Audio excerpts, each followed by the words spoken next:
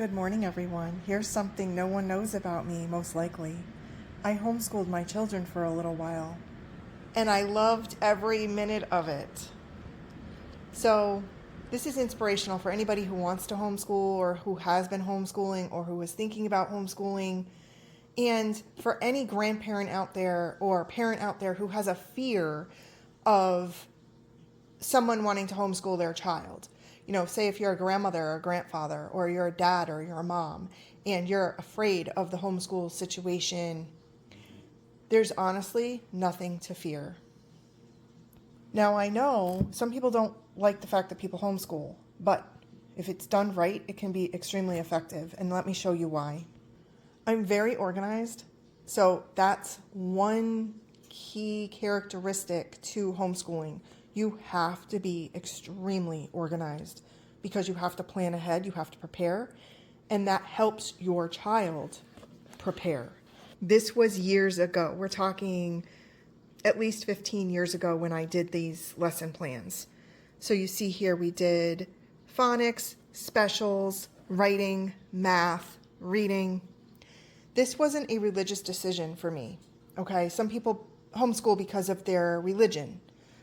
That wasn't it. And I say that only because I know in the beginning of this you'll see Bible study here. But that wasn't the reason I homeschooled. The reason I homeschooled is because in this area at the time, and it's not the case now, but at the time, there was a lottery to get into preschool. My daughter and son are 1 year apart. So at the time when my daughter went to full day kindergarten, my son wanted to go to pre-K, and he cried. And I said to him, I'm so sorry you didn't get in. They didn't pick him in the lottery. Other kids were chosen, so he couldn't go. Now, okay, they have a different system. All kids are accepted, which it should be like that, I believe. Not only that, but they have full day pre-K, where at the time they didn't. They only had half day pre-K. And he wanted to go in the worst way. Therefore, I took my daughter out of school because at the time, I don't know what it is now, but back then, your child legally did not have to be enrolled in public school until they were 7. So I took my daughter out of school because she wasn't 7, and I homeschooled them for about, I want to say almost 2 years.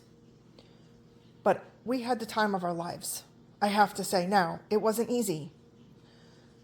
I sat down and prepared plans.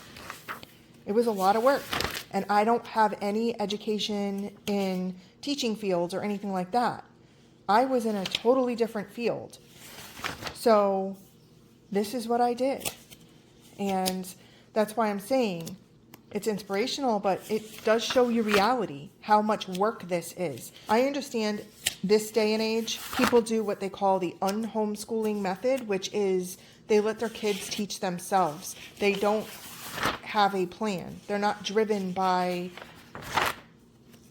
preconceived ideas of writing, math, and reading, okay?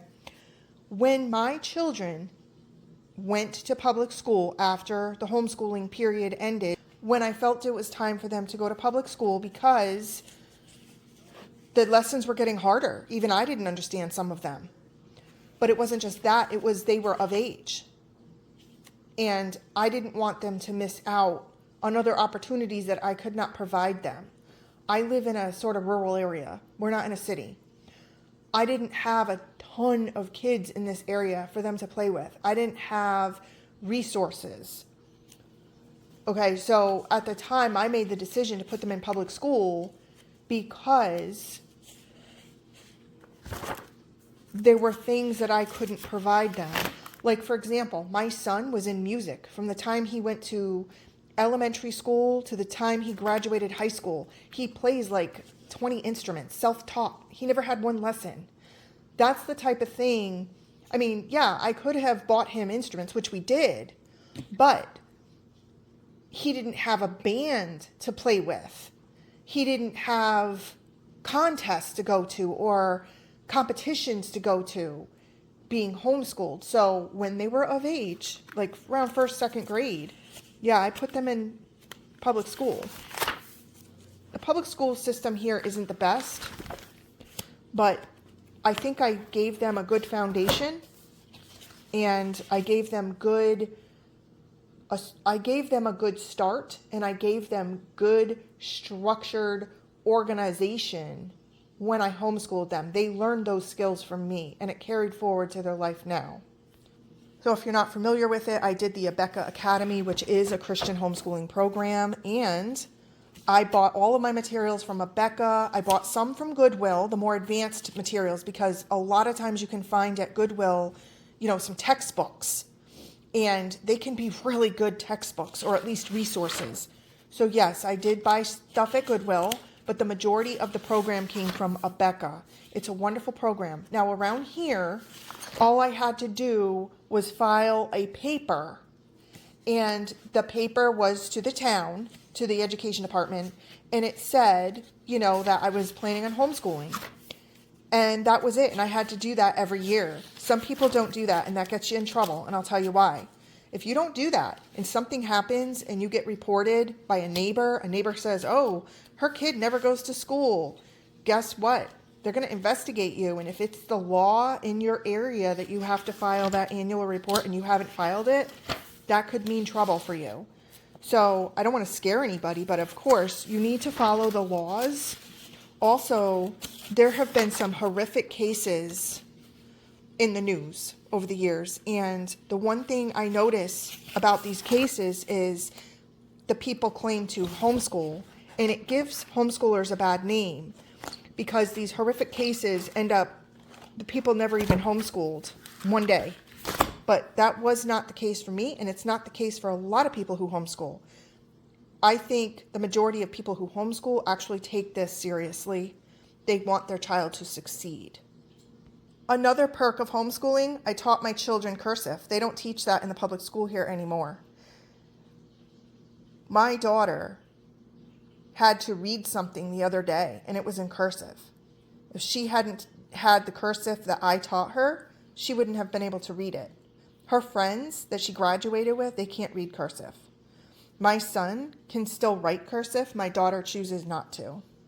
I taught them Roman numerals. I don't know if they teach that in school now or not. I know that in some areas they don't even teach how to read a clock because of digital clocks. These are so cute. Just looking back and seeing the hard work these kids did on their papers, it just is so sweet to me. And that's another thing too, okay? You have to have a child that wants to be homeschooled. If you have a child that wants to go to school, even though I homeschooled, I feel that the child should go to school. My daughter, after a certain time, she wanted to go to school. And I didn't have a problem with her going to school. Some people say, well, I'm not in favor of public school, but I'm also not in favor of homeschool. But there's no middle. That's it. You can homeschool or you can go to public school. And that's really the option here. I'm just looking back at all these memories, and it's so adorable. We had little activities for holidays. That was one of those hand turkeys where the child puts their hand down and you trace it. Here's a drawing my daughter did. I just think that's cute.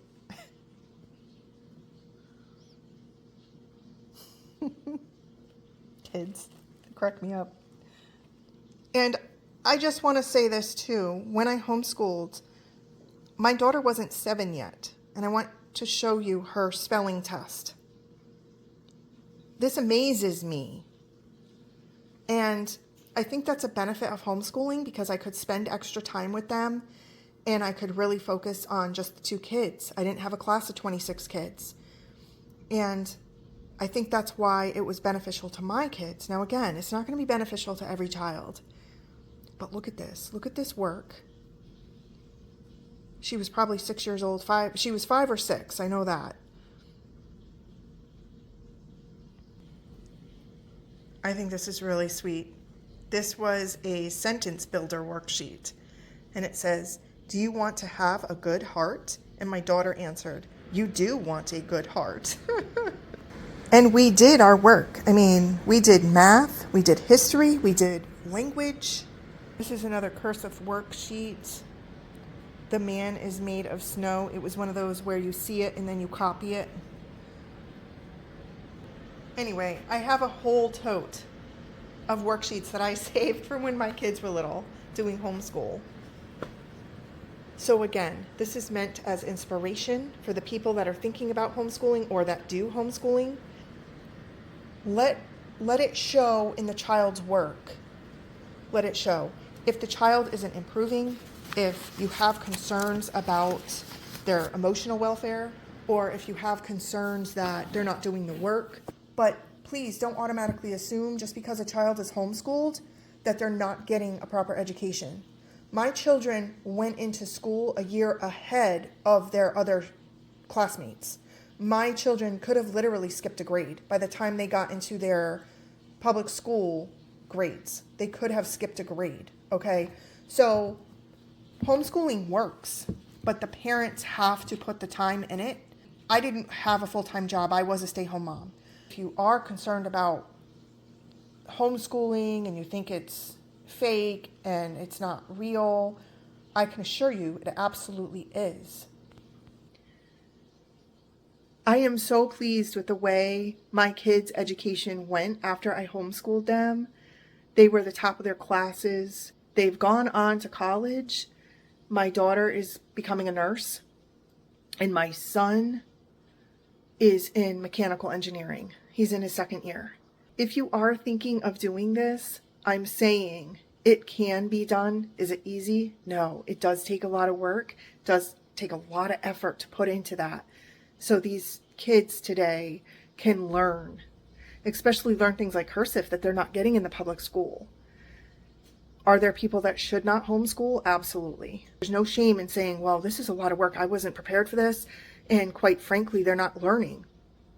That's when you know it's time that the public school take over.